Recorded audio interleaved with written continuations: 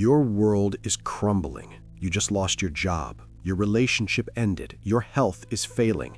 And you're standing there, paralyzed, watching everything fall apart. But what if I told you that a man who lived 2,000 years ago already figured out exactly how to handle this moment? A man who was exiled, lost his son, and watched Rome burn, yet remained unshaken. His name was Seneca, and by the end of this video, you'll know his secret. Lucius Annaeus Seneca wasn't some monk living in a monastery. He was a Roman senator, advisor to Emperor Nero, one of the richest men in Rome. He had everything, and he lost it all. Exiled, betrayed, eventually forced to take his own life by the very emperor he mentored. But here's what's insane. In his darkest moments, Seneca wrote letters that would change philosophy forever. Letters about one thing: how to stay calm when your life is falling apart. So let's break down his 3-step system that actually works. Step 1. Sounds dark, but it's genius. Expect disaster. Seneca called this Premeditatio Malorum, the premeditation of evils.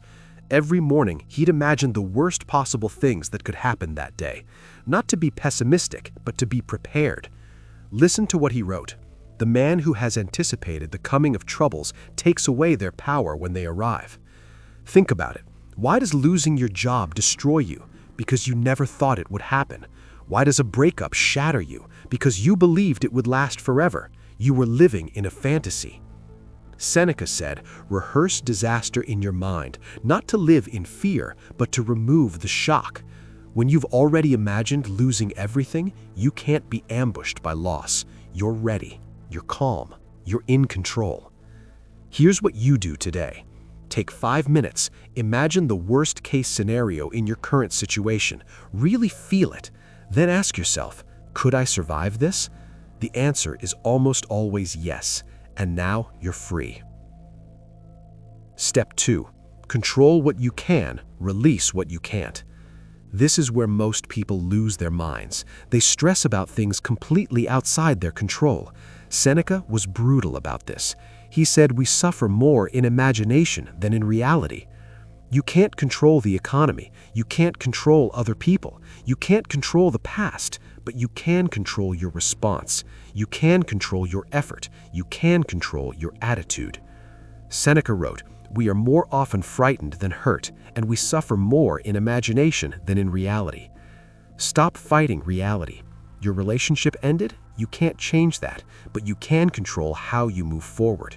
You lost money? You can't reverse it, but you can control your next decision. Make a list right now. 2 columns. What can I control? What can't I control? Then pour 100% of your energy into column 1. Ignore column 2. This is how you reclaim your power. Step 3. Remember, this too shall pass. Seneca was obsessed with impermanence. Everything changes. Pain doesn't last. Neither does pleasure. Life is a river, constantly flowing. He wrote, life is divided into 3 periods: what was, what is, and what shall be.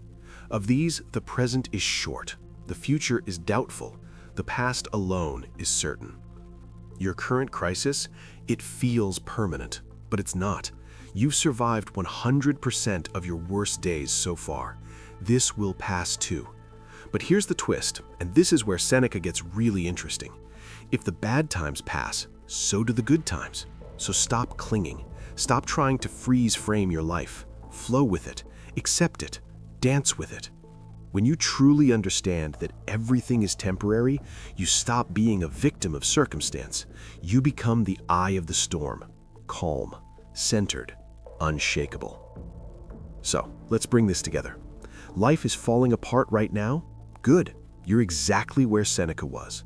And here's what he'd tell you. First, expect it. You should have seen this coming. Not because you're psychic, but because chaos is normal. Disaster is part of life. Stop being surprised.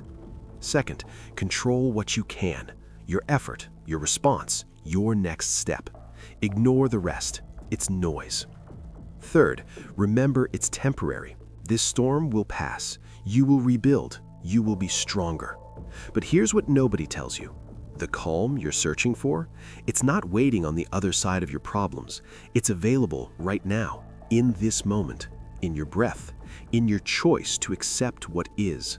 Seneca didn't find peace when his problems ended. He found peace while standing in the fire. That's the secret. The calm isn't out there, it's in here.